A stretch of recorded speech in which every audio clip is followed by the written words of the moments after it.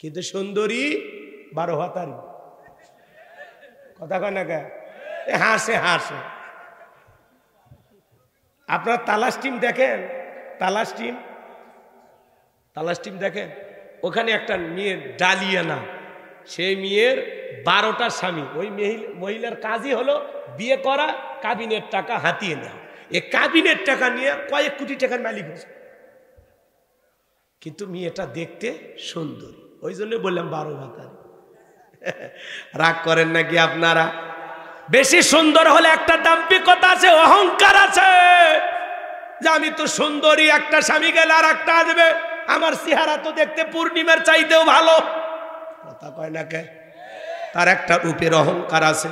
কিন্তু মেয়েটা দেখতে কালো শ্যামা, খুব বেশি সুন্দর না। চিন্তা করে এই স্বামীর সংসার যদি না করে আর একটা পাইতেও পারি, নাও পাইতে পারি, অনেক কষ্ট করে হলে আপনার নির্যাতন জুলুম সহ্য করে সংসার করে। আমার ভাইয়েরা, মা বোন যারা আছেন, মা ফর্সা কালা যেমনই হন, মন খারাপ করবেন না। আমি এগুলো উদাহরণ দিয়ে কথা বলতেছি মা, আমি আপনাদের উদ্দেশ্যে বলি নাই। আমি জানি নওগাঁর মা বোনেরা অনেক ভালো, এলাকার মহিলাদের বদনাম করা যাবে না। এলাকার মহিলারা খুবই ভালো, সব জান্নাত থেকে পালিয়ে যাচ্ছে, বদনাম করার কোনো সুযোগ নাই মা। আমি অন্য এলাকার মহিলার কথা বলতেছি, দেশি বাদ দেন, ভারতের কথা বলতেছি। চলেন সামনের দিকে যায়, খুশি থাক। আবার মহিলারা আন্দোলন করে ঝামেলায় পড়ে যাবে। আমার ভাইয়েরা মনোযোগ দিয়ে কথাগুলো শোনেন। এতটাই সুন্দরী নিয়ে এক নজর যে দেখবে সেই পাগল হয়ে যাবে। এত সুন্দর, মানে এত দেখতে সুন্দর, কথাকে বোঝেন না? তো সবাই বলতেছে বাবা বিয়ে তো করবা, কিন্তু মেয়ের একটা গোপন সমস্যা আছে। মানে এলাকায় যদি পাত্রী দেখতে যান না, দেখবেন আশেপাশে যদি জিজ্ঞাসা করা হয় মেয়েটা কেমন, কয় অমুকের মেয়ে 7 দিন আগে একটা ছেলের সাথে কক্সবাজার ঘুরে আসছে। আর গোপন তত্ত্ব ফাঁস করে দেয়। কথা ঠিক কি না? জিজ্ঞাসা করলে তত্ত্ব বের হয় আসে। আর যুবক যারা আছো, পাত্রী দেখতে গেলে খবরদার, বন্ধু বান্ধব, দুলে ভাই, এদেরকে সাথে নেওয়া যাবে না। কথা কয় দেখে, পাত্রী দেখতে গেলে সঙ্গে নিবা মা আর বোনকে, খালা ভাবি কেউ নিবা না। খালাকে সাথে নিলে মেয়ে দেখতে যতই সুন্দর হোক, তখন বলবে হ্যাঁ আমার বাড়ি লাভলি ভালো। তার মানে কি, বাড়িতে খালার একটা মেয়ে আছে। কথা কম, খালা চায় যে এদিক ওদিক দেখে লাভ কি, আমার ঘরেই তো আছে। কথা কি বোঝে?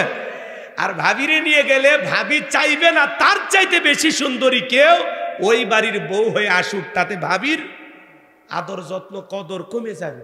এজন্য ভাবি চায় যে তার চাইতে যেন কম সুন্দরী কেউ ওই বাড়িতে বউ হয়ে আসে। এজন্য দুই মহিলাকে নিয়ে পাত্রী দেখতে যাওয়া যাবে না। নিয়ে যাবা কারে?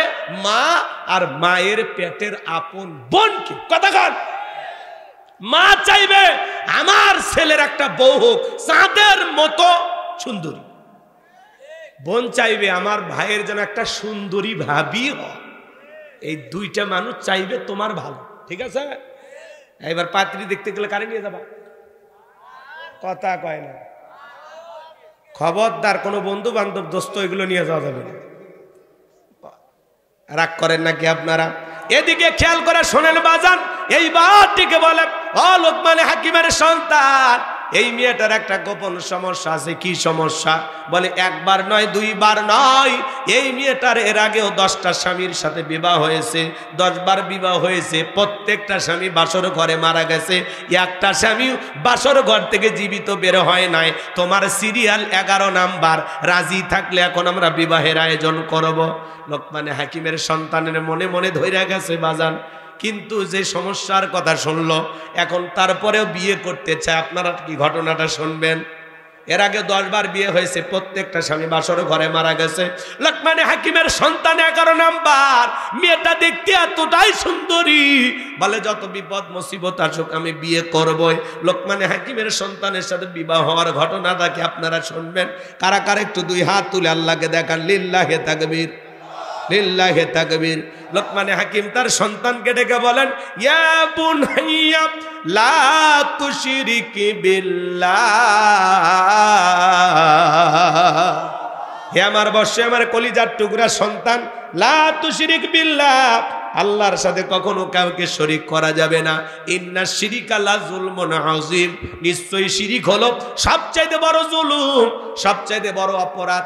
সব পাপের বড় পাপ নাম হলো শিরিক। বড় শিরিকগুলোকে শিরিকে আকবর বলা হয়, ছোট শিরিকগুলোকে শিরিকে আসগর বলা হয়। এদিকে খেয়াল করেন, শিরিক হলো মোট 42 প্রকার, এগুলোকে ভাঙলে হয় 72 প্রকার, সর্বমোট হলো 120 প্রকার। আমার ভাইয়েরা, 120 প্রকার যদি একে একে করে করে শুরু করা হয়, সারা রাত চলে যাবে, আলোচনা শেষ হবে না। সংক্ষিপ্ত করে দুই একটা কথা বলে যায়। আমাদের সমাজে অসংখ্য শিরিক আছে, আমরা অনেকে হয়তো এখনো শিরিকের সাথে জড়িত আছি। মনে রাখবেন বাজান, মাজারে সেজদা দেওয়া কি শিরিক? একটু জোরে কর, মাজারে সেজদা দেওয়া কি শিরিক? মুসলমানের মাথা মাজারে নত হবে না, নত হবে মসজিদে। মাজারে সিজদা দিয়ে কি চান? যদি জীবনে কিছু চাওয়া লাগে, চাইতে হবে কার কাছে? ইয়্যাকা না'বুদু ওয়া ইয়্যাকা নাস্তাঈন। তোমার ইবাদত করি, তোমার গোলামি করি, সাহায্য তোমার কাছে চাই। জীবনে যদি কিছু চাওয়া লাগে, আল্লাহর কাছে চাইতে হবে। মাজারে সিজদা দিয়া অনেক মা বোন আছে, বিভিন্ন মাজারে গিয়ে সন্তান পাওয়ার আশায় মান্নত করে, সন্তান পাওয়ার আশায় মাজারে গম্বুজে সরিষার তেলে মালিশ করে ওই তেলটা তল পেটে মাখে আর বলে, একটা বেটা দে রে আব্বা, একটা বেটা দে, তুই না বেটা দিলে বাবা বেটা দেবে কে?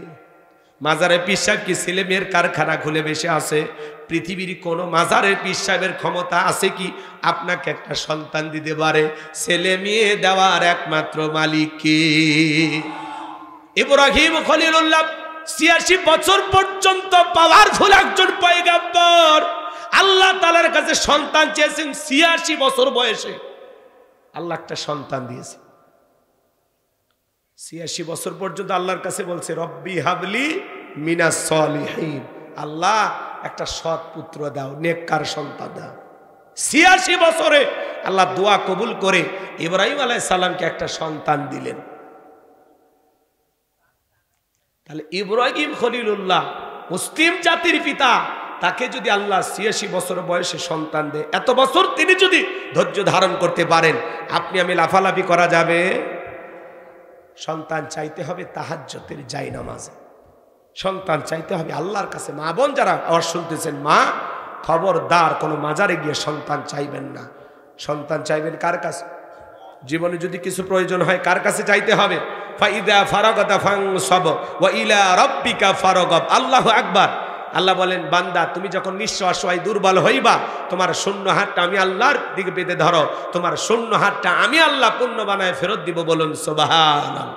আমার ভাইয়েরা, মাজারে সিজদা দেওয়া শিরিক, পীরের পায়ে সিজদা দেওয়া শিরিক, নেতার পায়ে সিজদা দেওয়া শিরিক। এই মাথা আল্লাহ সারা দুনিয়ার কারো কাছে নত করা যাবে না। টিয়া পাখির কাছে যা ভাগ্য গণনা করা শিরিক, কবিরাজের কাছে যা ভাগ্য গণনা করা শিরিক। স্লোগান শোনেন না? আপনি কি মামলায় হেরে যাচ্ছেন, বিদেশে যেতে ভয় পাচ্ছেন, দাম্পত্য জীবনে অসুখী, ব্যবসা বাণিজ্যে লস খাইতেছেন, এক আংটিতে সব সমস্যার সমাধান। শেষ দর্শন আজমির জেমস হাউস, লিটন দেওয়ান চিস্তি, বসুন্ধরা সিটি কমপ্লেক্স, ঢাকা। কথা কয় না? এক আংটি দিয়ে যদি এত ঝামেলা মিটে যায়, তাহলে ওই দোকানদারে তো আংটি বেচা লাগতো না। এই হাতে 5টা, এই হাতে 5টা, 10টা আংটি ব্যবহার করে পৃথিবীর 1 নাম্বার ধনী হয়ে যেত। কথা বলেন ঠিক কিনা? তাহলে ভরসা আংটির ওপর নাকি কার ওপর? জোরে বলেন। ট্রাকের পিছনে সেরা স্যান্ডেল ঝুলানো কেন? কয় দুর্ঘটনা থেকে বাঁচার জন্য। আছে না? না, আজকে একটা দেখলাম বাজান, এক ট্রাফিক পুলিশ অটো রিক্সার পিছনে ঝুলে যাচ্ছে, অটো রিক্সাওয়ালা টাইনে টাইনে নিয়ে যাচ্ছে। গাজীপুরের ঘটনা। এক ট্রাফিক পুলিশ কি কারণে অটো যেন থামাইতে গেছে, অটোওয়ালা মারছে টান, এইবার অটো পিছনে, অটো রিক্সার পিছনে ঝুলে আছে ট্রাফিক পুলিশ। বলতেছে, দেখি তো তোর কত গতি, টাইনে নিয়ে যা। সোশ্যাল মিডিয়ায় ঘটনাটা ভাইরাল হয়ে গেছে যে একটা অটো রিক্সার পিছনে ট্রাফিক পুলিশ ঝুলে আছে। কেন ঝুলন্ত অবস্থায় কেন পুলিশের লোকেরা আছে? রাগ করতেছেন নাকি আপনারা? আমার ভাইয়েরা, মন খারাপ করবেন না। সমাজে প্রশাসনের ভাইয়েরা অনেক গুরুত্বপূর্ণ দায়িত্ব পালন করেন। মাথায় রোদ, ছাতা নিয়ে দাঁড়িয়ে থাকে। কি খাখা রোদ, তারপরে দাঁড়িয়ে থাকে ট্রাফিক পুলিশেরা। কথা বলেন ঠিক কি না? রাগ করেন আমার কথায়। কয়েকদিন আগে বাংলাদেশের আর একজন পুলিশের ভাইয়েরা কিভাবে ছত্রভঙ্গ করলেন দেখলেন না? মাটির উপরে বাড়ি মারে। রাস্তায় যে খুঁটি আছে বিদ্যুতের খুঁটি, খুঁটিতে বাড়ি মারে, তাও মানুষজনকে পিটাই না, লোকজনকে না মাইরা খালি এরকম মারার ভান কইরা মিছিলটা ছত্রভঙ্গ করে দিলেন। এই কারণে পুলিশের প্রশংসা করতেছেন। এইরকম পুলিশ আমরা তো দেখিনি। নতুন স্বাধীনতা পেয়েছি, নতুন পুলিশের লোকের এই যে ছত্রভঙ্গ করে দেওয়ার একটা কৌশলও তারা দেখেছেন। যে ভাই এই কাজটা করেছেন, প্রশাসনের ভাই, তাকে সবাই সেলুট জানিয়েছেন। সারা পৃথিবীতে তাকে নিয়ে আলোচনা হচ্ছে। আল্লাহু আকবার বলেন। মানে জনগণের গায়ে পিটাচ্ছে না, খালি রাস্তাত মারতেছে। বিদ্যুতের খুঁটি পায় ওখানে বাড়ি মারতেছে, মানে খালি এমনি মারার ভান করছে, এই মারলাম, এই দিলাম, এই খালি বলছে, কিন্তু কারো গায়ে একটাও বাড়ি মারেনি। তার মানে এরকম কৌশল করেও মানুষকে ভয় দেখানো যায়। কথা বলে ঠিক কিনা? তো আমাদের প্রশাসনের ভাইয়েরা তো এরকম ভূমিকা পালন করলে দেশ ও জাতির বাহবা পাবে, সম্মান পাবে, শ্রদ্ধা পাবে, ভালোবাসা পাবে। কিন্তু জনগণের টাকা দিয়ে যদি গুলি কিনা, বেতন বোনাস খাইয়া, জনগণের টাকা বোঝেন নাই, জনগণের ট্যাক্সের টাকা দিয়া ওনাদের জীবন চলে। সেই জনগণের ট্যাক্সের টাকা দিয়ে যাদের বেতন হয়, সেই প্রশাসনের ভাইরা যখন জনগণের বুকে গুলি চালায়, এটা হলো সবচেয়ে দুঃখজনক। কথা বলেন ঠিক কিনা? বিগত বছরগুলোতে প্রশাসনের ভাইদেরকে যারা ছিল স্বৈরাচার, তারা দানবের মতো ব্যবহার করেছিল। কথা বলেন ঠিক কিনা? এখন আলহামদুলিল্লাহ প্রশাসনের ভাইদের ভিতরে অনেকটা পরিবর্তন। আমরা চাই প্রশাসনের ভাইয়েরা হবে জনগণের বন্ধু। কথা বলেন ঠিক কিনা? আমরা মিলেমিশে নতুন একটা বাংলাদেশ চাই। আল্লাহ কবুল করেন, জোরে বলেন আমিন। আর যারা জুলুম করেছিলেন আজকে কেউ নাই, সব পালিয়ে গেছে। আছে? জোরে বলেন কেউ আছে? সব ভাইকে গেছে। আমরা বারবার বলেছিলাম, এই যে যারা ওঠা বসা করছে, কি ভাই ওই দল করতেন নাকি? আচ্ছা, রাগ করে না? থাকতে পারে, ধানের মধ্যে পাতার নাই। কথা কর। বড় বড় হাইব্রিড নেতারা পালিয়ে গেছে, কিন্তু ছোট ছোট মানুষগুলো নাই। মহব্বত করে, কি করবে, থাকতেই পারে মহব্বত। কিন্তু আমরা বলতেছি যে মা সন্তানকে ফেলায়া যায়, সেই মায়ের মহব্বত না রাখাই ভালো। কথা কন, কথা কন। আমরা বারবার বললাম ম্যাডাম পদত্যাগ করেন। আল্লাহ বলে কিসের পদত্যাগ? এরা যে অন্যায় অপরাধ করেছে, শুধু পদত্যাগ না, আমি আল্লাহ এদেরকে দেশ ত্যাগ করতে বাধ্য করব। ইন্না বাতশা রাব্বিকা লাশাদীদ। আল্লাহর পাকড়াও বড় কঠিন। আল্লাহ ধরে না, যেদিন ধরবে মাগুবাড়ি দিল্লি গিয়ে পড়বে। কথা বলে ঠিক কিনা? আজ নাই, চলে গেল। বড় বড় কথা বলতো, আমরা মোহাব্বত ভালোবাসা সবাই ভালোবাসতো না, কেন চলে গেলেন? মমতাময়ী প্রধানমন্ত্রী বলা হতো। হ্যাঁ, এদেশের মা এইভাবে চলে গেল দেশের জনগণকে ভেলাইয়া। এটা তো কথা ছিল না। আবার মাঝে মাঝে কল রেকর্ড ফাঁস হয়, বলে আমি দেশের কাছে আছে, চট করে ঢুকবেনই তো বের হলেন কেন? আর যাওয়ার আগে বলে যাননি, আসার আগে কেন বলতে হবে? যেদিন মনে চায় আসেন। আমরাও বুঝি মেয়ে মানুষ কতদিন বাহিরে থাকবেন, আমাদেরও তো মায়া মোহব্বত আছে। আপনি আসেন, এই দেশ আপনার বাবার, এই দেশ আপনার স্বামীর, আপনি আসেন। কথা কর। যেদিন মনে চায় আপনি আসেন, বলার দরকার নেই, আপনি আসেন। কথা কর। ববু আইবা, তুমি আইবা গো, সেই দিন আইসা বুবু ক্ষমতা পাইবা না। খোঁজ নাই বহবু কাদের কাকার, অবস্থা খারাপ দরবেশ বাবার, হাউ নাঙ্কেল এখন সামনে আসে না। নেহাতা কর্মী সব জেলের ভিতর, আমি আসি ডরের ওপর, কখন জানি আসে গ্রেপ্তারি পরোয়ানা। বুবু আইবা, তুমি আইবা গো, সেই দিন আইসা বুবু চিয়ার পাইবা না।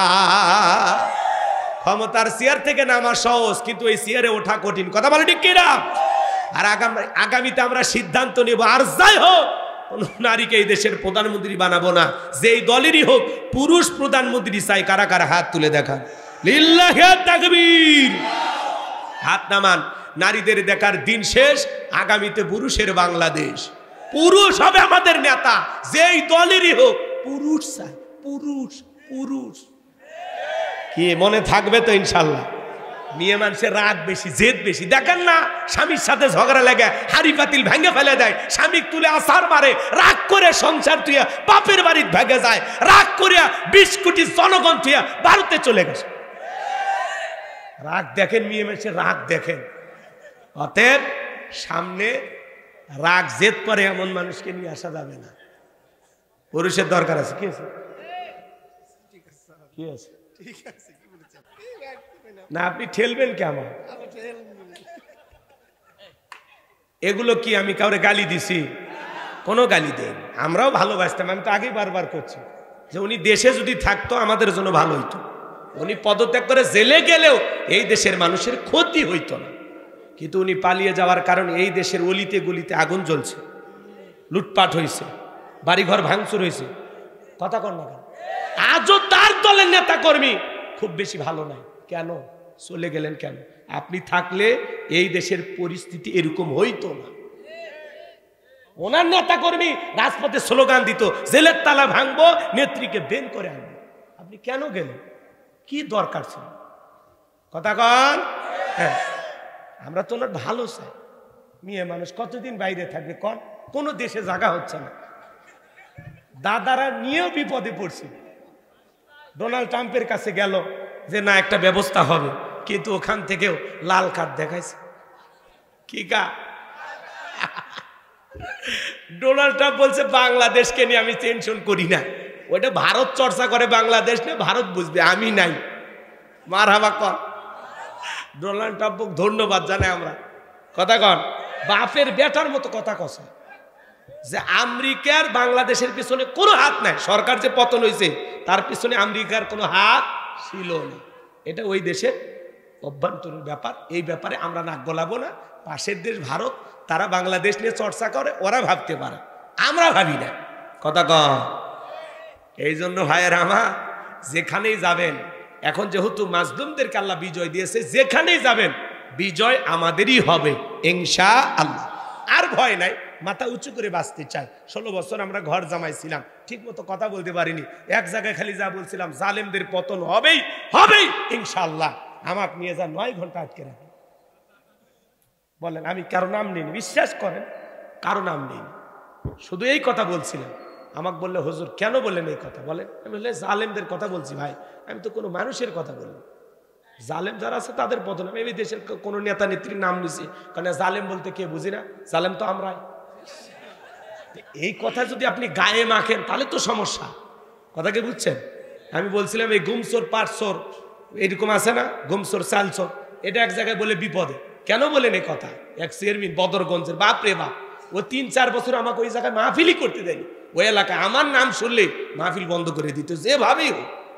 ওই যে গুমচুর আর চারচোর বলছি, ভাই আপনি চুরি না করলে এই কথা কেন আপনি গায়ে মাখবেন? কথা কন। গুমচোর চালচোর আছে না? হ্যাঁ, চাল আসছে 2000 বস্তা, আসার আগে ইউনিয়ন পরিষদে আসার আগে 1000 বস্তা বিক্রি করে দিছে। এরকম ঘটনা ঘটেনি? করোনা মহামারীর সময় দেখেননি? চাল সহ কত চেয়ারম্যানকে গ্রেফতার করছে। কথা কয় না কে? এটা তো না, এটা জনগণের আমানত, সঠিকভাবে বুঝে দেওয়া লাগবে। খালি বল্টু ভাইয়ের চরিত্র ফুলের মতো পবিত্র, নামাজ পড়ে 1 ওয়াক্ত, গাঁজা খাই 5 ওয়াক্ত, গুমচুরিতে বাঁকা ভক্ত, শয়তানের 1 নম্বর ভক্ত, হুজুরদের জন্য খুবই শক্ত, চুষে খাই গরিবের রক্ত। এই স্লোগান দিলে হবে না। স্লোগান দেওয়ার আগে বুঝে শুনে দিলেন, আগামীতে সৎ, যোগ্য, নামাজি, নেককার, দিনদার, আল্লাহওয়ালা তারা হবে সমাজের নেতা। আল্লাহ যেন কবুল করেন। যারা জনগণের আমানত সঠিকভাবে বুঝে দেবে। ব্রিজে ঢুকানোর কথা রট, ঢুকে দেবে না বাঁশ। কথা কন। ব্রিজ উদ্বোধন করার আগে রুকুত চলে গেছে। কথা, এরকম ঘটনা দেখেননি আপনারা? সোশ্যাল মিডিয়াতে সবসময় অনেক ঘটনা দেখায়, আপনারা দেখবেন। আমি বানোয়াট কোনো কথা বলি নাই, রাগ করেন। সৎ মানুষ দরকার, দেশপ্রেমিক দরকার, আল্লাহওয়ালা দরকার, যারা জনগণকে সত্যি বুক দিয়ে ভালোবাসে, এরকম নেতা দরকার। আছে না নাই? ওই পেট নীতি দরকার নাই। আমাদের দরকার জনগণের পেট ভরায় যে নেতা খুশি হবে, জনগণের মুখে হাসি ফোটাবে, এরকম সমাজ আমরা দেখতে চাই। আল্লাহ কবুল করেন। যারা বলেন আমিন। কথা মনে আপনারা ভুলে গেছেন বাজান, আমি গুনাহগার যে কথা বলতে চাচ্ছিলাম, গভীর মনোযোগ দিয়ে কথাগুলো শুনে যান, হৃদয়ের কান পেতে কথাগুলো শুনে যান। এরপরে এদিক খেয়াল করেন, নতুন ছেলের বউ চা বানাই দেখে কাপটা পরে ভাঙ্গে গেছে, কয় অলক্ষণে কুলক্ষণে বউ আসছে। এই অলক্ষণ কুলক্ষণ বলে ইসলামের ভিতরে কোনো কিছু নাই। ওটা ছেলের বউয়ের হাত থেকে না ঘটে, শাশুড়ির হাত থেকে ঘটতে পারে, ননদের হাত থেকে ঘটতে পারে। একটা চায়ের কাপের কারণে মানুষকে অলক্ষণ কুলক্ষণ বলা যাবে না। এরপরে কয় জমজ কলা খেলে জমজ বাচ্চা হয় ভালো, দুইবারে কষ্ট একবারে হলো, মাঝখানে সেজারের টাকাটা বেঁচে গেল। কথা কন ঠিক খেয়ে না? ছোট বাচ্চার কপালে কালো টিপ দেয় কেন? কয় বদনজর থেকে বাঁচার জন্য। আছে না নাই? বলেন তো বাজান, তকদিরের ভালো মন্দ সব কিছু কার হাতে? ওয়াল কদরিহি শাররিহি মিনাল্লাহি তাআলা ওয়াল বাসি বাদাল মাউত। তকদিরের ভালো মন্দ একমাত্র কার হাতে? অনেক শিরিক আছে বাজান সমাজে, বিশেষ করে আমাদের অনেক নেতারা স্লোগান দেয় ধর্ম যার যার উৎসব সবার। এটা হলো হাইব্রিড স্লোগান, কুফরি স্লোগান, ইমান ধ্বংস করা স্লোগান। মনে রাখবেন, ধর্ম যার উৎসব তার, ধর্ম যার যার উৎসব তার তার। মুসলমানের উৎসব মুসলমানদের কাছে, অমুসলিমের উৎসব অমুসলিমদের কাছে, খ্রিস্টানদের উৎসব খ্রিস্টানদের কাছে, বৌদ্ধদের উৎসব বৌদ্ধদের কাছে, মুসলমানের উৎসব মুসলমানের কাছে। কথা বলেন ঠিক কিনা? আর আমরা এদিকে খেয়াল করেন, আমার দিকে একটা খেয়াল করেন। বিশ্বনবীর ছোট্ট একটা হাদিস আপনাদেরকে শোনাই। আল্লাহ রসুল ডেকে বলতেছেন, আমার সাহাবীরা শোনো, একজন ব্যক্তি একটা মাছি মেরে জাহান্নামে চলে গেল, আর একজন ব্যক্তি একটা মাছি না মেরে জান্নাতে চলে গেল। সাহাবা ইকরাম জিজ্ঞাসা করলেন, নবী গো, ঘটনা আমরা বুঝতে পারলাম না, একটু খুলে বলেন। আল্লাহ রসুল তখন বলতেছেন, শোনো, এক দেশে এক জালেম বাদশা ছিল, রাস্তার মোড়ে মোড়ে প্রতিমা বানায় রাখছে। ওই বাদশার নিয়ম হলো, যত মানুষ রাস্তাতে হেঁটে যাবে প্রতিবার নামে কিছু না কিছু দিয়ে যাওয়া লাগবে। একজন ইমানদার ওই রাস্তা দিয়ে হেঁটে যায়, জালেম বাদশার লোকেরা ডেকে বলে, প্রতিমার নামে কিছু দাও। ইমানদার ডেকে বলে, ভাই দেওয়ার মতো কিছু নাই। ভাই তুমি কি জানো না, বাদশা আইন করেছে, যারা প্রতিমার নামে কিছু না দেবে এক কোপে দেহ থেকে কাল্লাটা ফেলে দেওয়া হবে। এখন বলো তোমার জন্য আমরা কি করতে পারি? ইমানদার ডেকে বলে, ভাই দেওয়ার মতো সত্যি আমার কাছে কিছু নাই। জালেম বাদশার লোকেরা ডেকে বলে, ওই যে প্রতিমার নাকে ঢোকায় মাছি পড়ে আছে, সেখান থেকে একটা মাছি মেরে তুমি নিরাপদে চলে যাও। ইমানদার চিন্তা করলো, মাছি মারলে কি এমন একটা অপরাধ হবে? এইবার প্রতিমার নামে একটা মাছি মেরে লোকটা নিরাপদে চলে গেল। কিছুদিন পরে আর একজন ইমানদার হেঁটে যায়, জালেম বাদশার লোকেরা ডেকে বলে, প্রতিমার নামে কিছু দিয়ে যাও। ইমানদার ডেকে বলে, ভাই প্রতিমার নামে আমি মুসলমান, আমার পক্ষে কোনো কিছু দেওয়া সম্ভব নয়। বলে, হয় প্রতিমার নামে কিছু দিবা, না হলে জালেম বাদশার অর্ডার অনুযায়ী দেহ থেকে কাল্লা ফেলে দেওয়া হবে। ইমানদার ডেকে বলে, ভাই কাল্লা দিতে রাজি, আল্লাহ দিতে রাজি নাই। আল্লাহু আকবার। জালেম বাদশার লোকেরা ডেকে বলে, শোনো, ঝামেলা আমরা করতে চাই না,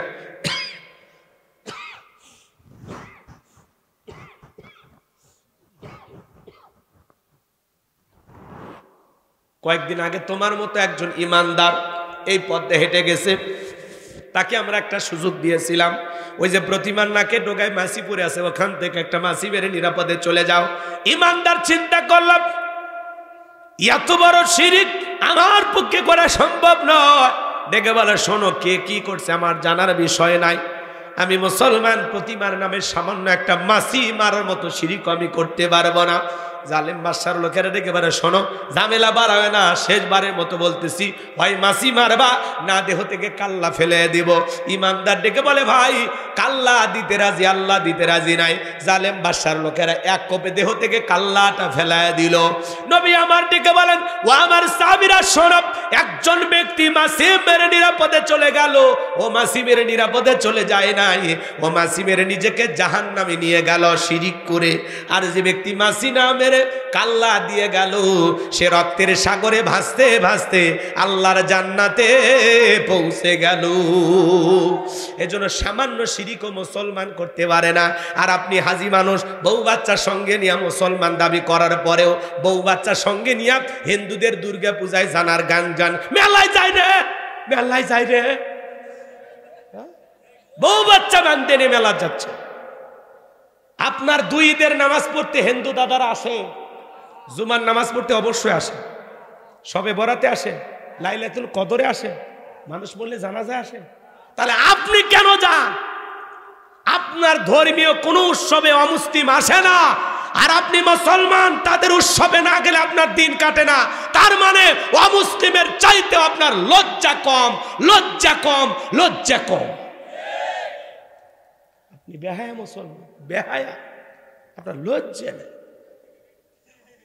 হুজুর ওয়াজ করে মসজিদের ক্ষতি, ভাই দুর্গা পূজায় যাবেন না? বলে হ্যাঁ, বউ বাচ্চা বায়না ধরছে, একদিনে না মেলা দেখতে গেছি, আমি কি হিন্দু হয়ে গেলাম? এই ঠেটারে কে বুঝাবে বলেন? এর যে রগ, ঘাড়ের রগ বেঁকা, এই সোজা করা যাবে? তো ভাই আপনি বিবেক দিয়ে ভাববেন, যেখানে আল্লাহর সাথে প্রকাশ্যে শিরিক হচ্ছে সেখানে মুসলমান যেতে পারে? মুসলমানেরা কি করবে? নিরাপত্তা দেবে। মুসলমানেরা যে জনপদের সরকার হবে, চেয়ারম্যান হবে, মেম্বার হবে, রাষ্ট্রপ্রধান হবে, মায়ের কোলে শিশু যেমন নিরাপদ, ডিমের ভিতরে কুসুম যতটা নিরাপদ, তার চাইতে বেশি নিরাপত্তা নিয়ে অমুসলিম ভাইয়েরা বসবাস করবে। মুসলমানের দায়িত্ব তাদের নিরাপত্তা নিশ্চিত করা, তাদেরকে জামায় আদরে রাখতে হবে, তাদের জানমাল হেফাজত করতে হবে, রক্ষা করতে হবে। তাহলে মুসলমানের দায়িত্ব মুসলিমের কি দেওয়া? নিরাপত্তা দেওয়া। কিন্তু তাদের সাথে তাল মিলায়া পূজা করা না। হ্যাঁ হ্যাঁ, মুসলমান হয়ে বলে ভাই আপনারা যখন মায়ের কাছে চাইবেন আমার জন্য চাইবেন, তা আল্লাহ কি দিতে ব্যর্থ হয়েছে? হ্যাঁ, আল্লাহ দিতে ব্যর্থ হয়েছে? তাহলে ওই জায়গায় চাইতেছেন মানে? ওদের সাথে তাল মিলায় কি খায়? প্রসাদ খায়। প্রসাদ একটু খাইলে কি আর হবে?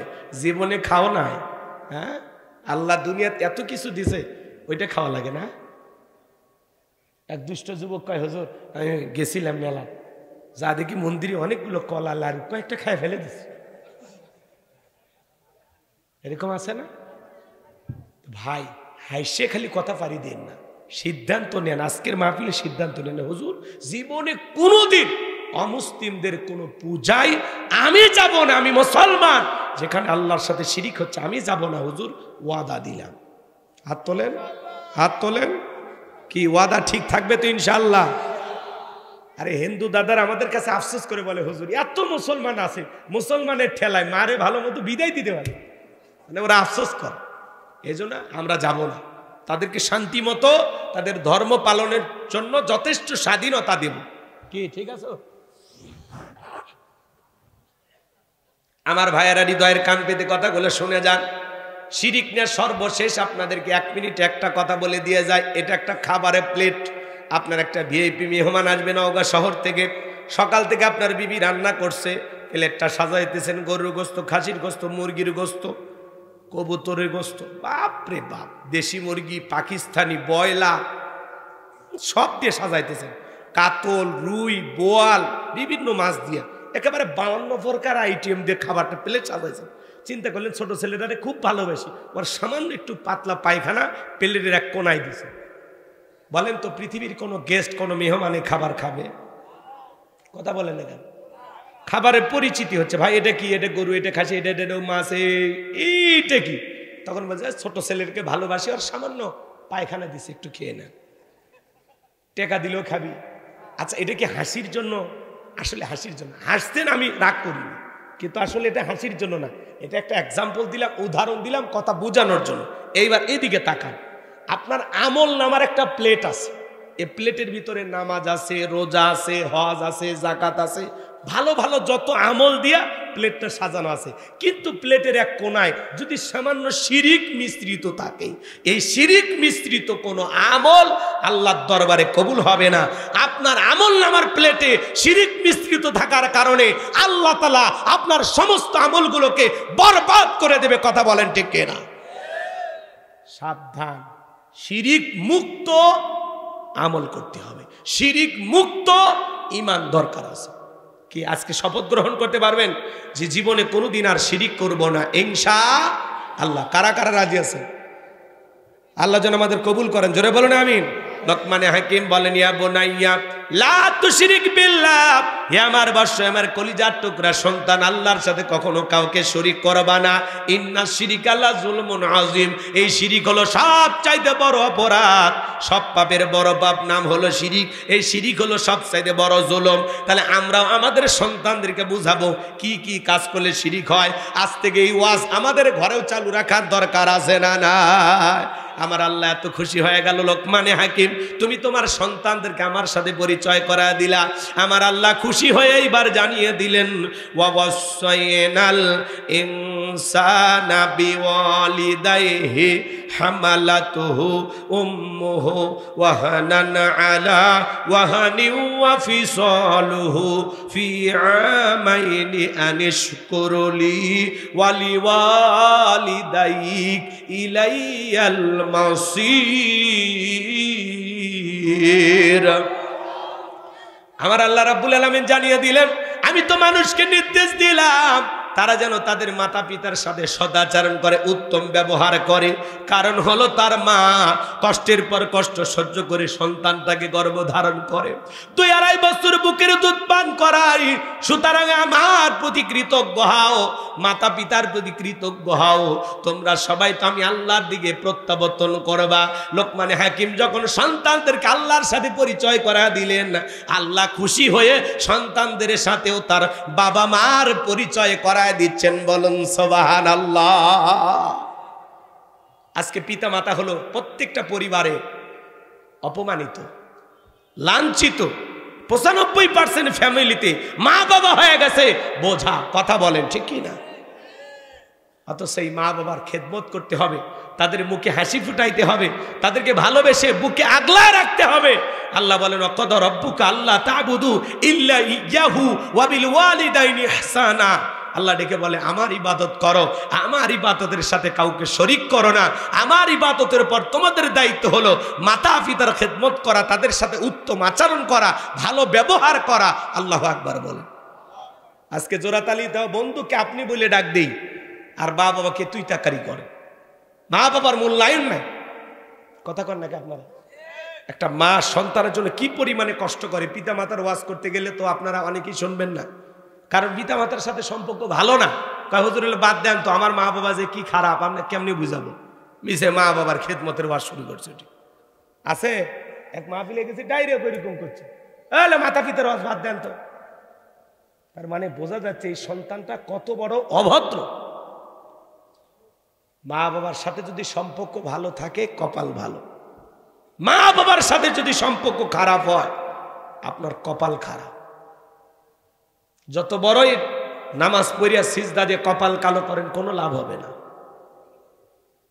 এদিকে শোনেন, 2-3 মিনিট মা বাবার খেদমতের ওয়াজ করে আমাদের যে বাকি পয়েন্টগুলো আছে এগুলো আমরা সামনের দিকে নিয়ে যাব। কষ্ট হয় নাকি? এদিকে শোনেন আমার ভাইয়েরা, আল্লাহ তাআলা বলেন তোমার মা হামালাতুহু উম্মুহু ওয়াহানান আলা ওয়াহানিও অফিসালুহু ফি আমাইনি আনিশকুরুলি ওয়ালিওয়ালিদাইক। আল্লাহ বলেন তোমার মা কষ্টের পর কষ্ট সহ্য করে তোমাকে গর্ভ ধারণ করেছে। একটা মা সন্তান পেটে রেখে কত কষ্ট করে জানেন? 3-4 মাস মা খাইতে পারে না, মার বমি বমি হয়, ভাব হয়। মা কত কষ্ট করে 6 মাস পর্যন্ত। আস্তে আস্তে সন্তানটা যখন মায়ের পেটে বড় হয়, ডাক্তারি গবেষণায় বলা হয়েছে বাজান আপনি আমি মায়ের গর্ভে ছিলাম এটা মাত্র হলো 10 ইঞ্চি। 7 মাস 1 দিন যখন সন্তানের বয়স হয়ে যায়, আল্লাহ তাআলা তখন ওই সন্তানে 2টা পা মার কলিজার সাথে লাগায় দেয়। যেই সন্তান মায়ের গর্ভে থাকা অবস্থায় সব চাইতে কম নাড়াচাড়া করে, ওই সন্তানটা মায়ের গর্ভে থাকা অবস্থায় 4500 বার মায়ের কলিজায় লাথি মারে। আবার ভাইয়েরা, এই পৃথিবীর ভূখণ্ডে যত মানুষ আপনি আমি মা বাবার সাথে খারাপ ব্যবহার করি বাজান, দিল দিয়া কথাগুলো বোঝার চেষ্টা করবেন। একটা মা সন্তানকে নিয়ে কতটা কষ্ট করে। 8-9 মাস যখন হয়ে যায়, মার পেটটা যখন তরমুজের মতো বড় হয়ে যায়, ডেলিভারির সময় যখন চলে আসে, গভীর নিশীথে মা বাবার 2টা পা জড়ায় কান্নাকাটি করে। মায়ের চোখের পানি যখন বাবার পাকে স্পর্শ করে, বাবা ঘুম থেকে জাগ্রত হয়ে ডেকে বলে বিবিয়া তোরা তেরে বেলায় কেন তুমি কান্নাকাটি করো, কি হয়েছে তোমার? মা ডেকে বলে স্বামী কত মহিলা সন্তান জন্ম দিকে মারা যায়, আমি যদি মারা যা আমারে তুমি মাফ করে দিও, এই নাও সংসারের চাবি বুঝাইয়া দিলাম। এই কথা বলে মা দাইমার ঘরে চলে যায়। প্রসবের যাতনায় মা দাঁত মুখ কামড়ায়। প্রসবের কি যে কষ্ট, কি যে ব্যথা দুনিয়ার মা ছাড়া কেউ বুঝবে না। নবীর এক সাহাবী মাকে কাঁধে করে নিয়ে খানায় কাবা তওয়াফ করতেছে। আল্লাহ রাসূল ডেকে বলেন, সাহাবী তোমার কাঁধে কে? বলে, হুজুর আমার মা।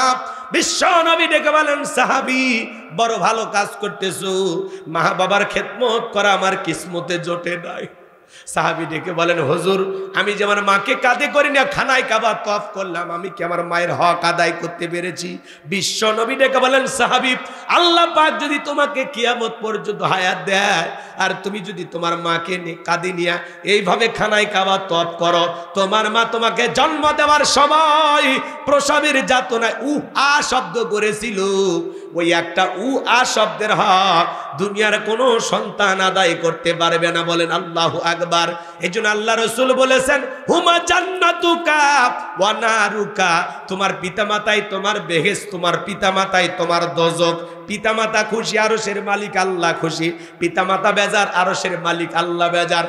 যেই সন্তানগুলো রাগান্বিত হয়ে মা বাবাকে বাড়ি থেকে তাড়ায়া দেয়, বৃদ্ধাশ্রমে পাঠায়া দেয়, ও যেন তার মা বাবাকে তাড়িয়ে দেয় নাই, নিজের ভাগ্য থেকে জান্নাতকে তাড়িয়ে দিয়েছে। কথা বলুন ঠিক কিনা? আল্লাহ বলেন, ওয়াকুল্লাহুমা কাউলান কারীমা, সম্মানসূচক আচরণ করো, নম্র ভদ্র বিনয়ী হয়ে মা বাবার সাথে কথা বলো।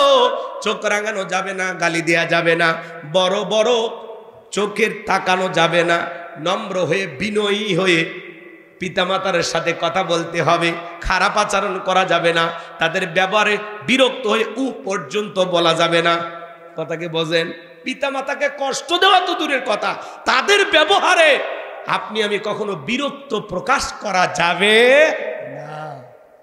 আর আজকে আমরা কি করি? এমনও সন্তান আছে মা বাবাকে পিটায়। যে সন্তান তার বৃদ্ধ বাবার গায়ে হাত তুলেছে, এ হলো সন্তান নামের কুলাঙ্গার। কথা বলেন? যে তার বৃদ্ধ মাকে পিটায়, এর চাইতে বড় নিমুখ হারাম, অকৃতজ্ঞ, নাফরমান, বেঈমান, স্বার্থপর আল্লাহ দুনিয়াতে আর কেউ হতে পারে না। কথা বলেন ঠিক কিনা? কেমনে পারো মা বাবার সাথে খারাপ ব্যবহার করতে? কেমনে পারো মা বাবাকে কষ্ট দিতে? একটা শিক্ষিত লোকের গল্প পড়েছিলাম, বাড়িতে অনেক খাবার, তেহেরি নিহেরি বিরিয়ানি রোস্ট ভিআইপি খাবার, ভাঙ্গা একটা প্লেটে কিছু একটু খাবার দিয়ে ছোট্ট ছেলেকে বলতেছে, বাবা এটা তোমার দাদু ভাইকে দিয়ে আসো। এখনকার বাচ্চারা তো কম্পিউটার, নাসা বিজ্ঞানী। হ্যাঁ কি বলেন? বাচ্চাদের বুদ্ধি কেন কম না বেশি? সেই চালাক বাচ্চারা বলতেছে, আব্বু আমরা এত ভালো খাইলাম আর দাদুর জন্য এটো খাবার, ব্যাপারটা কি? তখন বলতেছে, শোন তোর দাদুর বয়স হয়ে গেছে, এই খাবারই চলবে। তখন বলতেছে, আব্বু এই প্লেটটা আমি যত্ন করে রাখবো, ঠিক দাদুর মতো যখন আপনার বয়স হবে এই প্লেটে করে আমিও আপনাকে খাইতে দেব। শিক্ষিত মানুষ বিবেকের দরজা খুলে গেছে, ভাঙ্গা প্লেটের খাবার ফেলে দিয়া সন্তানটাকে বুকে জড়ায় বলে, বাবা আয়, কলেজ বিশ্ববিদ্যালয়ে যা শিখতে পারিনি আজকে তোর কাছে তাই শিখলাম। বাবাকে ফেলায় রাখছিল একটা নোংরা রুমে, সেখান থেকে নিয়ে যায় ভিআইপি ভাবে বাবাকে গোসল করায়, আদর যত্ন করায়, সুন্দর জামা পোশাক পরায় দেয়। বিবি তখন ডেকে বলতেছে, বৃদ্ধ মানুষটাকে আবার ওই সুন্দর রুমের ভিতরে কেন তুললেন, কি হয়েছে? বলে, শোন আজ থেকে আমরা যা খাবো বাবা তাই খাবে, আমরা যা পরবো বাবা তাই পরবে, আমরা এই রুমে ঘুমাবো, পাশের রুমে বাবা ঘুমাবে, বাবা কেনে যদি করিস বাড়াবাড়ি 1 2 3 পাঠায় দেবো বাপের বাড়ি। কথা কন, কথা কন। আপনি বউ পায়ে পাগল হয়ে যান, বাসর ঘরে বিড়াল মারা লাগবে, বাসর ঘরে আপনার বউকে বলতে হবে যে শোনো আমার মা বাবা বেঁচে আছে যতদিন এক পাতিলে রান্না হবে সোনা, কোনোদিন বাহানা করবা না। এই কথা কন। আর আপনি 7 দিন পরে পিতামাতাকে ফেলাইয়া আলাদা রান্না করে খান, আপনার স্বামী স্ত্রীর প্লেটে গোস্ত আর মা বাবা আলু ভর্তা খায়, তোর চাইতে বড় নিমক হারাম স্বার্থপর দুনিয়াতে আর কেউ হতে পারে না। কি বলেন? রাগ করে? আর আপনি জান্নাত খোঁজেন? না জান্নাত খোঁজেন। আমি হুজুরকে পানি পড়া দিচ্ছেন যে হুজুর একটু দোয়া করেন, এই পানিতে ফু দিলে কাজ হইতেও পারে না হইতে পারে, কিন্তু আপনার মা বাবা যদি খালি সুবহানাল্লাহ পড়েও পানিতে ফু দেয়, আমি হুজুরের সাথে বেশি কাজ করব। আমারে ফল ফুট খাওয়ায় লাভ নাই, পীর সাহেবকে খাওয়ায় লাভ নাই। সন্তানের সবচাইতে বড় পীর তার নাম হলো মা বাবা। যত বেশি মা বাবার দোয়া নিজের অ্যাকাউন্টে জমাইতে পারবা, তত বেশি দুনিয়াতে সম্মানিত হইতে পারবা। ওরা কপালওয়ালা মা বাবার দোয়া নিতে চায় না, মা বাবাকে মূল্যায়নই করে না, বোঝা মনে করে। বাবা যদি কোনো বিষয়ে একটু পরামর্শ দিতে চায়, তুমি মুরব্বী কি বোঝো? সবটাই নাক গলাও। এই শোনে জানতো এটা সন্তান না, এটা কুত্তে। কথা কন, একটা কুকুরও এরকম ঘেউ ঘর করে। কি খারাপ লাগে? ঘরের আওয়াজ চলতেছে। আমি তো আগেই বলছি যাদের মা বাবার সাথে সম্পর্ক ভালো না ওরাই আওয়াজ শুনবে।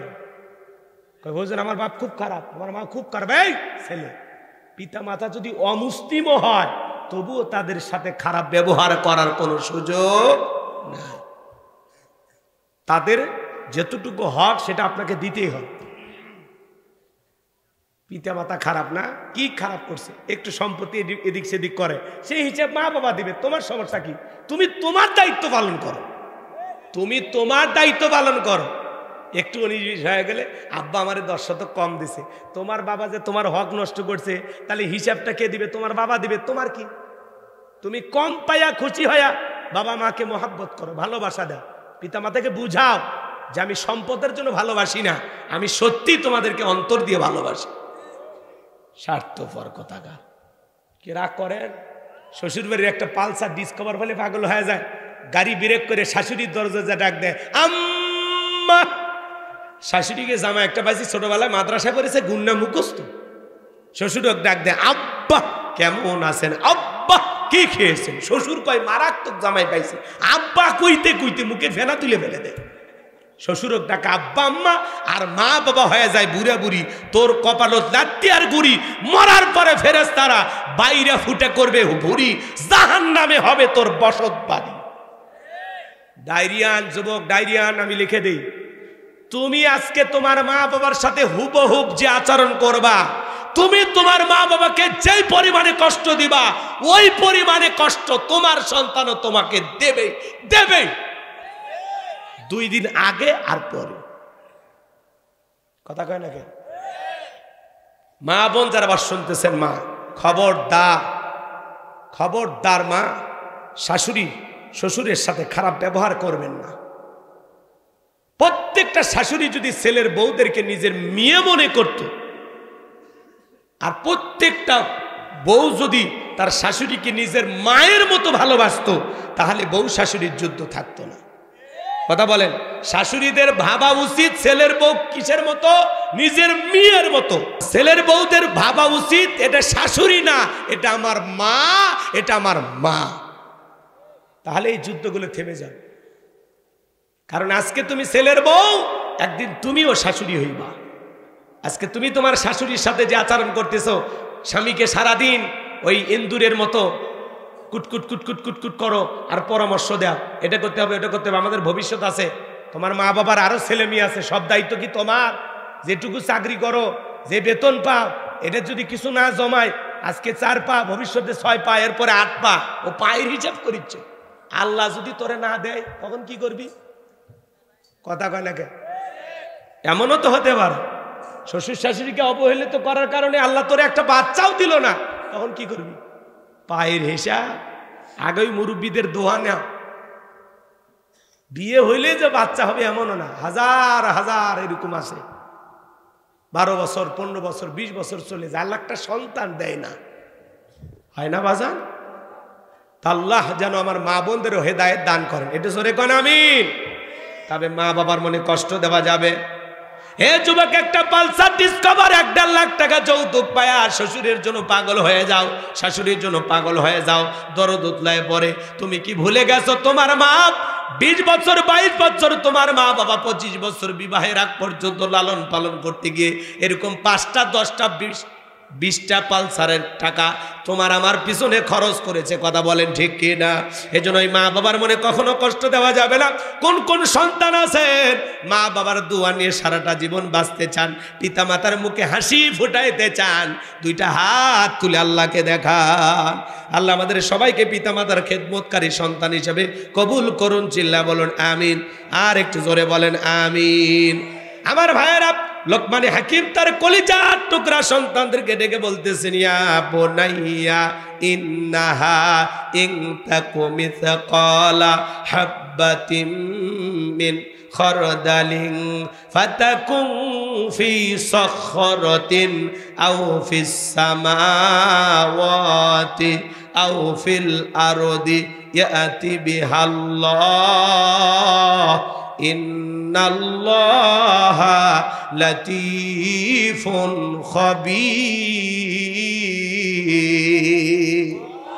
লোকমানে হাকিম ডেকে বলেন, হে আমার বর্ষই আমার কলিজার টুকরা সন্তান ও আমার সন্তানেরা শোনো, তুমি যদি সরিষার দানার পরিমাণে কোনো কিছু করো, তা যদি তাকে শিলা করবে আকাশে কিংবা মাটির নিচে, আল্লাহ তাআলা এইটাও হাজিরি করবেন। আল্লাহ সূক্ষ্মদর্শী, সর্ববিষয়ে খবর রাখেন। তাহলে গোপন প্রকাশের সব খবর আছে কার কাছে? আপনি আমি যদি সরিষার দানার পরিমাণ নিয়ে আমল করি, ওইটাও আল্লাহ তাআলা আমল নামায় হাজিরি করবেন। আপনি আমি যদি সরিষার দানার পরিমাণে বদ আমল করি, ওইটাও আল্লাহ আমল নামায় হাজিরি করবেন। ফামাই আমাল মিসকালা যাররাতিন খায়রান ইয়ারা ওয়া মাই আমাল মিসকালা যাররাতিন শাররান ইয়ারা। বান্দারে, তুমি যদি যাররা পরিমাণ অনুপরিমাণে বদ আমল করো, ওইটাও আল্লাহ তাআলা তোমার আমল নামায় লিপিবদ্ধ করে রাখবে। তুমি যদি যাররা পরিমাণ ভালো আমল করো, ওইটাও আল্লাহ তাআলা তোমার আমল নামায় লিপিবদ্ধ করে রাখবে। যুবক, তুমি কি মনে করো জঙ্গল প্রেম করা জনমঙ্গল? জঙ্গলে কেউ দেখেন, একজন দেখেন, তিনি কে? আজকে যুবকেরা পাগল হয়ে গেছে, কয় চাচা বাড়ি ঘর সাজানো কেন, হেনা কোথায়? কথা কন না কেন? এই হেনার ডায়লগ নিয়ে পাগল হয়ে আছে। আজকে আবার ওই যে হেনার নায়ক, ও আবার টাঙ্গাইলে গেছে, যা বলে, ভাই নাইম হেনা কোথায়? বলতেছে হেনার তো অনেক আগে আমার সাথে বিয়ে হয়ে গেছে। ও তখন বলতেছে না, কি অভিনয় করিয়া ভাইরাল হয়ে গেছে, সেটা আবার হেনাকে খুঁজে পাইছে টাঙ্গাইলে। আজকে ওই নায়িকের সাথে দেখা হয়ে গেছে, সেটা নিউজ প্রচার হচ্ছে। এদেশে কোরআনের মাহফিল হয়, তার নিউজ প্রচার হয় না। কে কোন জায়গায় এসে একটু মানে উল্টাপাল্টা কাজ করে, ওই উল্টাপাল্টা জিনিসগুলো ভাইরাল হয়। কথা কয় ঠিক কিনা? ভালো জিনিস পাবলিক খায় না। কথা কয় না কে? একজন একটু আচার খায় পড়ে যাচ্ছে, ওটার মিলিয়ন মিলিয়ন ভিউজ, বাপ রে বাপ, কোটি কোটি লোক দেখে। আর হুজুর ওয়াজ করছে, অসাধারণ তাফসীর, ভিউ হয় 600। কত? 600 লোক দেখে, 600। এত সুন্দর কথা, এগুলো দেখবে না। এখন ওই হেনাকে খুঁজে পাইছে সেই লোক। কথা কয় না? হেনাকে খুঁজে পাইছে কই? টাঙ্গাইলে। নিউজ হচ্ছে পেপার পত্রিকায়, চ্যানেলে আমি দেখলাম, এটিএন বাংলা নিউজ হয়েছে। অবশেষে হেনাকে খুঁজে পেয়েছে, হেনার নায়ক। সুবহানাল্লাহ বলবেন না? এই হলো আমাদের সমাজের কালচার, সংস্কৃতি। যে হেনার স্বামী তারে জড়ায় ধরে বলতেছে, না এটা হতে পারে না। কথা কন নাকি? হেনা আবার পিছন থেকে আসছে, বলে, এই যে দেখা হয়ে গেল তোমার সাথে। হেনার সাথে দেখা হলো, কিন্তু হেনাকে পাওয়া হলো না। হে যুবক, হেনার পিছনে ছুটে লাভ নাই। কথা বলে ঠিক কিনা? এরকম হাজারো হেনা চলে যাবে, কিন্তু তোমাকে তোমার জায়গায় থাকতে হবে।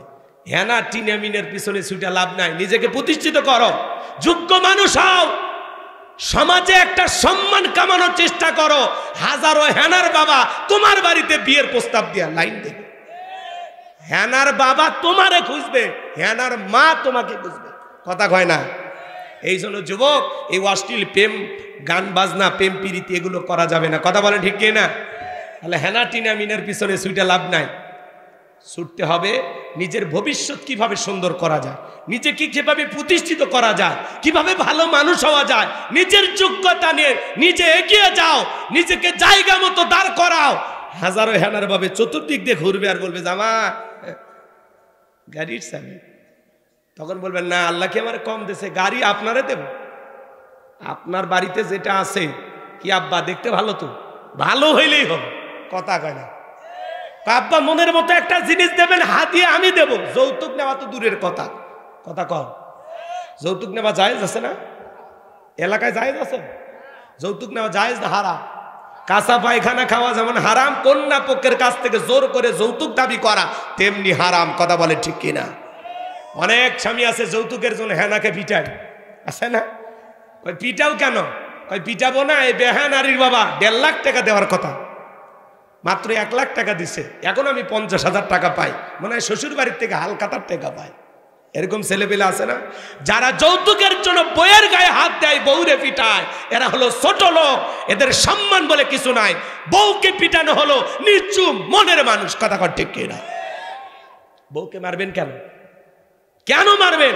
দিনের বেলায় বউ পিটাইলেন, রাতে ঘুমাবেন না বউয়ের কাছে, তখন কি আপনার লজ্জা করবে না? কথা কর। আর যে শীত পড়ছে, এই পৌষ মাস আর মাঘ মাস, এই 2 মাসে আপনারা কখনো বইয়ের সাথে ঝগড়া করবেন না। কথা কয় না কেন? এই 2 মাসে ঝগড়া করে যদি রাতের বেলা কম্বলের ভিতর না নেয়, কি হবে চাচা? কি বাইরে কি এই শীতের মধ্যে থাকা যাবে? এই জন্য খবরদার 2 মাসে ঝগড়া করবেন, বইয়ের সাথে রোমান্টিকতা করবেন, রসিকতা করবেন।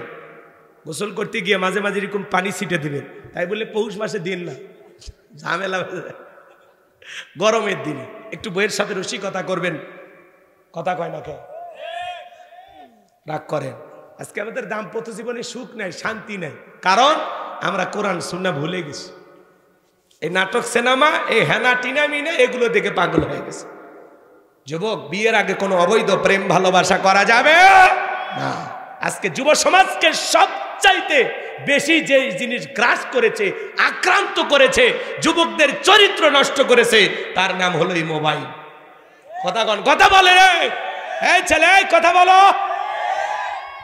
সারা রাত জায়গায় জায়গায় ইউটিউব ইন্টারনেট ঘাটাঘাটি করে, ইমো মেসেঞ্জারে বান্ধবীর সাথে চ্যাটিং করে। কথা কন।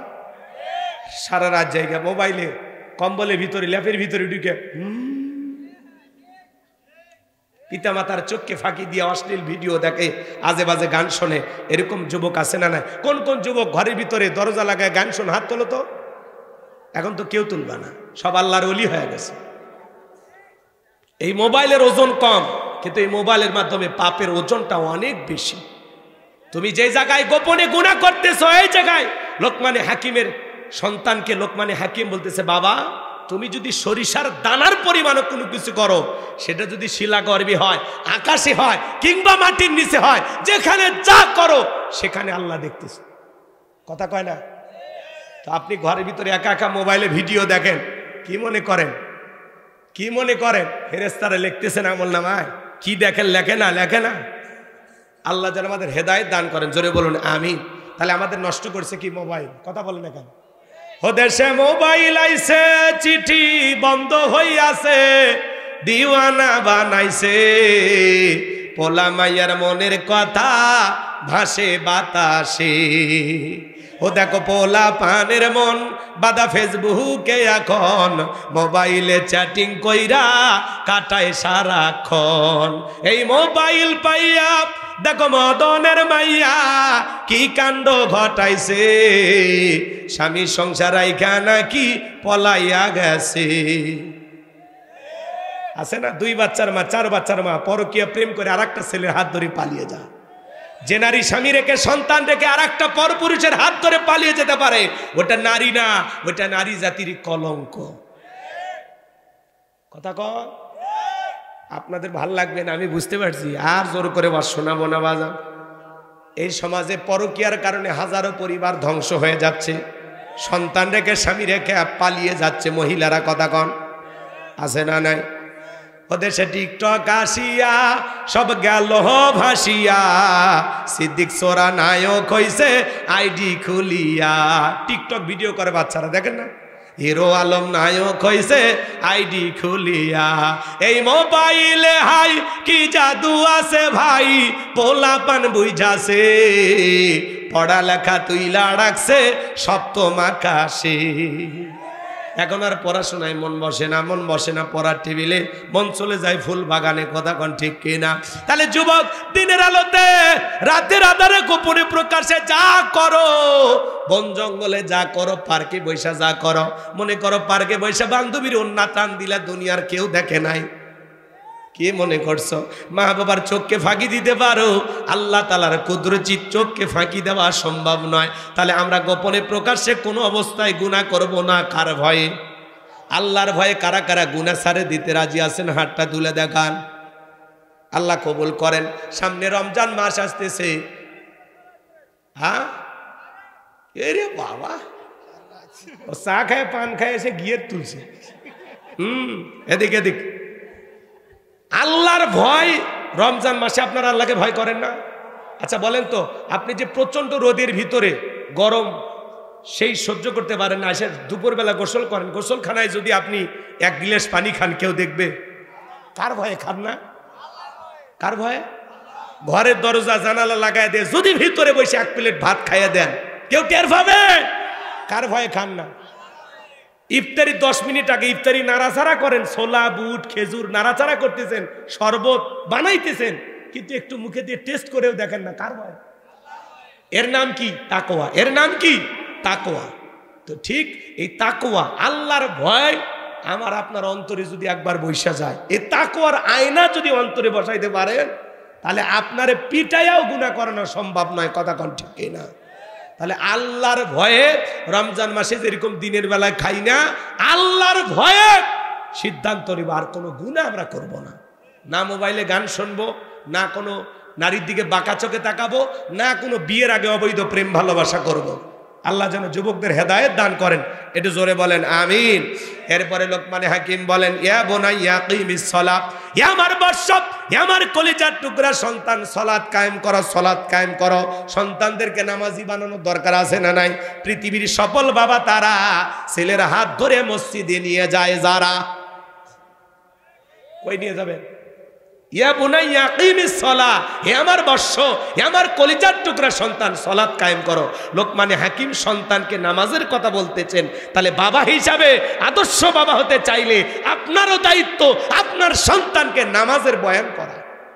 কথা বলেন। আপনি একা মসজিদে যান, ছেলের হাত ধরেন, আব্বু চলো, কলিজার টুকরা চলো। কথা বলেন। আপনি যদি নামাজি হয়ে ছেলেকে নামাজের দাওয়াত দেন, আপনার ছেলেও আপনার দাওয়াতে মসজিদে যাবে। কিন্তু আপনি আমার ওয়াজ শুনে কালকে যদি বলেন, এই বলতেই মসজিদে চল, তখন বলবে হ্যাঁ তুমি তো নামাজ পড়ো না, আমাকে আবার নামাজের কথা বলো। তার মানে কি?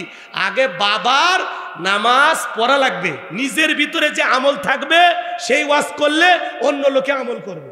কিন্তু আপনি নিজে নামাজ পড়েন না, খালি বউ বাচ্চাকে নামাজি বানাবেন, তাহলে কিন্তু হবে? এই জন্য আপনার আমার দায়িত্ব নিজের আগে আমল করতে হবে। এরপরে সন্তানকে বলতেছে ওয়ামুর বিল মারুফ, ও আমার সন্তান সৎ কাজের আদেশ দিবা, ভালো ভালো কাজ করবা, ওয়ানহা আনিল মুনকার, অসৎ কাজ থেকে মানুষকে বিরত রাখবা, নিজেও অন্যায় করবা না, মানুষকে অন্যায় করতে দিবা না। ওয়াসবির আলা মা আসাবাক, বিপদ আপদ মুসিবত আসলে সবর করবা, ধৈর্য ধারণ করবা। এরপরে লোকমানে হাকিম বলতেছেন ওয়ালা তুসাইর খাদ্দাকা লিন-নাসি ওয়ালা তামশি ফিল আরদি মারহা ইন্নাল্লাহা লা ইউহিব্বু কুল্লা মুখতালিন ফাকুর। ও আমার সন্তান, মানুষকে তুচ্ছ তাচ্ছিল্য করবা না, অবজ্ঞা অবহেলা করবা না, তোমার আচরণে মানুষ যেন কষ্ট না পায়। কথা কর, রাগ করেন? শেষ শেষ না? সিগন্যাল এসে গেছে, আমি বুঝছি তো। হ্যাঁ চাচা আসেন, আগেকার জিনিস। রাগ করেন নাকি আপনারা? এদিকে আচ্ছা, এদিকে খেয়াল করেন। সন্তানকে বলতেছে বাবা মানুষকে তুচ্ছ তাচ্ছিল্য করবা না, ছোট করা যাবে না। অনেকে আমরা একটু টাকা পয়সা হয়ে গেলে ছেলে মেয়েদেরকে আমরা অহংকার শেখাই। ড্রাইভারের সাথে কথা বলবি না, ড্রাইভার ছোট লোক না। দারোয়ানের সাথে কথা বলবে, এই তুমি কার ছেলে, দারোয়ানের সাথে কথা বলো। তার মানে কি? আপনি আপনার সন্তানকে নিজের হাতে অভদ্র বানাচ্ছেন, হ্যাঁ, উগ্র বানাচ্ছেন। আপনার সন্তানকে বলতে হবে ড্রাইভারকে আঙ্কেল বলে সালাম দিবা, দারোয়ানকে আঙ্কেল বলে সালাম দিবা। খবরদার কোনো মানুষকে ছোট করে দেখবা না। আর আমরা শিখাই 2-4টা মার্ডার করবি রে, কোন বংশের ছেলে, ভুলে যাবি না তোর বাপ আছে রে, তোর বাপ। এলে বাপ না কষায়, এ বাপ নিজেও জাহান্নামে যাবে, ছেলেরও জাহান্নামে নিয়ে যাবে। অহংকার দেখ, আপনি কিসের বংশ? এই কি বংশ হয়েছে আপনি? কয় টাকার মালিক হয়েছে? আপনি ভুলে গেছেন আল্লাহ 1 ফোঁটা নাপাক পানির থেকে দুনিয়াতে তৈরি করছে। আপনি কিসের অহংকার দেখান? কয় টাকার মালিক হয়েছেন? এইতে বলতেছে ওয়ালা তামশি ফিল আরদি মারহা, অহংকার করবা না। কি বলে আল্লাহ? অহংকার করবা না। লোকমানে হাকিম তার ছেলেকে বলতেছে বাবা এই জমিনে অহংকারের সহিত বিচারণ করবা না। আপনি আমি অহংকার করে এই জমিনে লাথি দিয়ে জমিন ফাটায় ফেলবেন, মারেন তো লাথি, আপনার পায়ের 12টা বাজবে, আল্লাহর জমিনের কোনো কিছু হবে না। আল্লাহ বলেন ইন্নাল্লাহা লা ইউহিব্বু কুল্লা মুখতালিন ফাকুর, যারা অহংকার করে আল্লাহ তাআলা তাদেরকে পছন্দ করে না।